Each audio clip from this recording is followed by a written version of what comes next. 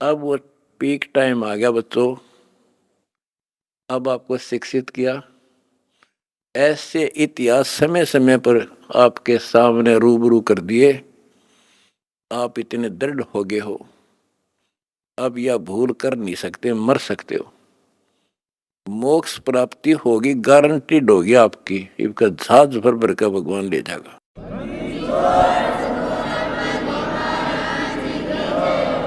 और जब तक पृथ्वी पर रहोगे, जिसके अंदर कति समर्पित भाव हो गया, हाथों पर रखेगा न्यो अपने बच्चा ने, छोटे बच्चे ने छाती का ला कर रखा करे माँ, ऐसे रखेगा तुम्हारे को ये कबीर भगवान।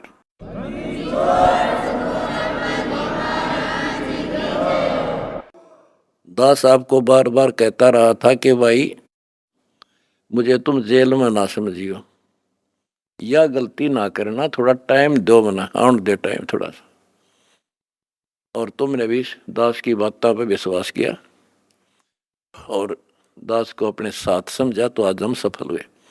इसमें किसी का दोष नहीं होता।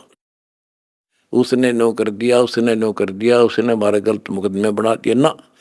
हम तो वो कहते चोर ने नहीं पकड़े, चोर की माँ को पकड़े। एक लड़का चोरी करने लग गया तो राजा के पास ले गए, बोला भाई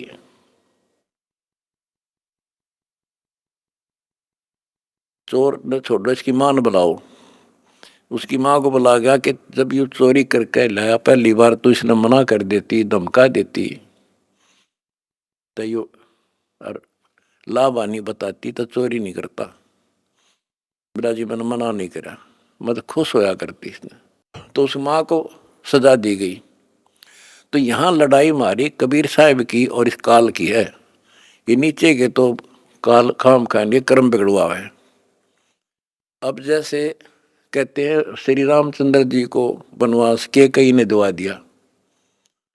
के कई ने क्यों दुआ दिया? नारद ने श्राप दिया था, वो होना ही था। के कई के करे, वो चोर की माँ ते नारद था, खुद बकवाद करी। पहले तो बाल ब्रह्मचारी पाक गया, तपस्या करने गया, पति मन जीत ली इंद्री। भगवान ने उसकी घिस काटी। कबीर साहब आए उसकी बयान माटी करने खातिर।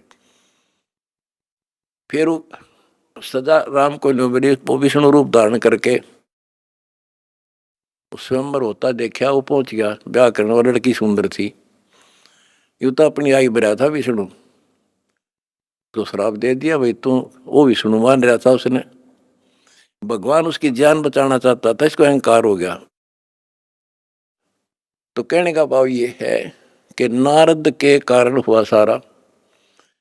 तो ये तो काल ने कर रखा था हमारे साथ, और परमात्मा हमारी परीक्षा ले रहा था। कहते हैं मोल्ला बैठा मोर्चे और देखा जन की भेड़। परमात्मा बैठा है और हमारे सब कर्तव्यों पर नजर रखता है। ये कितना सूरवीर है, मेरे मार्ग पर, मेरे पर कितना विश्वास है इनको। आपने विश्वास रखा तो आज सफल हो गए।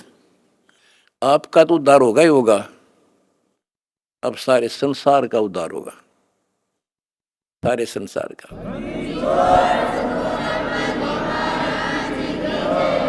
अब जगत को पता लग गया कि ये इंसान बुरे नहीं थे, इनको बताया बुरा गया था।